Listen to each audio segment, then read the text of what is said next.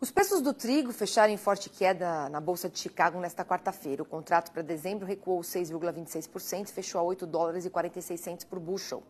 Vamos entender como anda o mercado do cereal com o consultor em gerenciamento de riscos da StoneX, o Jonathan Pinheiro. Boa tarde, Jonathan. Bem-vindo. Jonathan, acha que o seu microfone não está aberto. Veja Não isso. tá? Agora está. Tá me ouvindo melhor agora? Agora sim, uma boa tarde. Boa tarde a todos. Jonathan, quais os principais fatores que levaram a essa queda nos preços do trigo? Bom, principalmente as notícias que vêm de Rússia e Ucrânia, né? O conflito no Mar Negro tem trazido ao longo desse ano muita volatilidade para o mercado de trigo e as recentes notícias não foram diferentes, né? A gente teve no sábado a Rússia saindo do acordo de exportação de grãos pelo Mar Negro.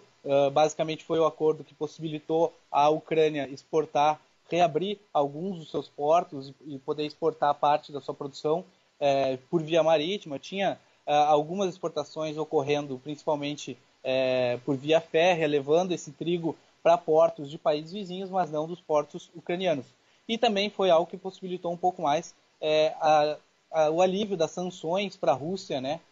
Possibilitando liberar um pouco mais esse trigo que vinha tendo alguma dificuldade para sair, e isso causou um grande impacto no mercado, trouxe aquela alta forte que a gente teve na segunda e na terça-feira, tendo em vista que essa notícia saiu no sábado.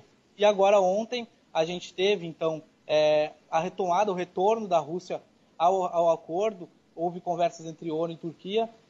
A Rússia se mostrou agradada já em relação a esse acordo, aos termos que foram colocados, e ela retomou então ao acordo e trouxe um alívio com relação ao abastecimento de trigo no mundo, que já vem num cenário apertado. A gente vê agora safra da Argentina muito prejudicada, safra da Austrália prejudicada, Estados Unidos teve algumas perdas e Europa também sofrendo com o clima. E quais os impactos desse cenário para as exportações e para o mercado brasileiro?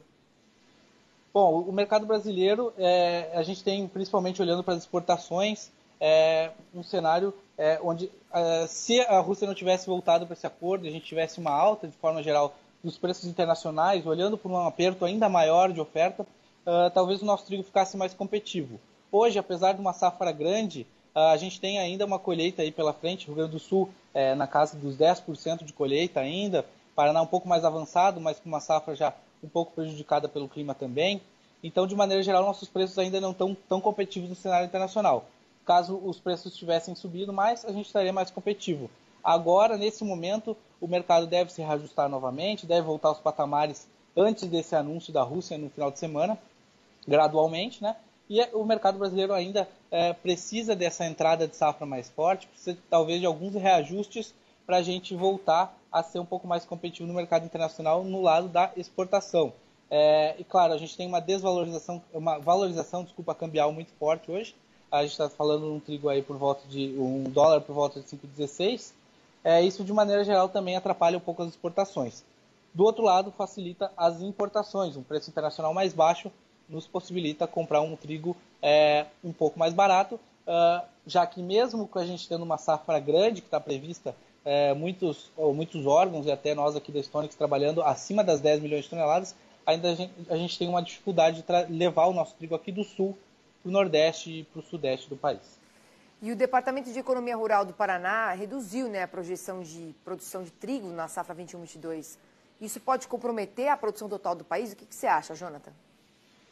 O Paraná está falando, o DERAL está falando de uma safra um pouco menor. A gente está trabalhando com 3,8 milhões de toneladas de Paraná. O DERAL agora falando por volta de 3,6, se eu não me engano. São 200 mil toneladas a menos em relação ao que nós temos aqui. Hoje a gente trabalha com 10 milhões de toneladas, a gente estaria falando aí na casa dos 9,8 milhões de produção brasileira. Ainda é uma produção bem expressiva. Esse corte na produtividade também a gente tem que levar em consideração a perda de produtividade. Talvez a gente não tenha o mesmo volume de qualidade para atender a nossa indústria doméstica, mas a gente tem do outro lado o Rio Grande do Sul, que até o momento tem um clima muito favorável e não está descartada, inclusive, uma produtividade, uma produção ainda maior. Hoje já se fala possivelmente numa média aí de 3,6 toneladas por hectare no Rio Grande do Sul. A gente estaria falando de uma produção, um potencial de produção por volta dos 5,4 milhões de toneladas até mesmo. Algumas algumas regiões já com médias até mais altas do que isso, a gente poderia falar em uma produtividade até maior que compensaria essa redução no Paraná. Jonathan, muito obrigada aqui pela sua participação. Uma boa tarde para você. Obrigado, boa tarde a todos.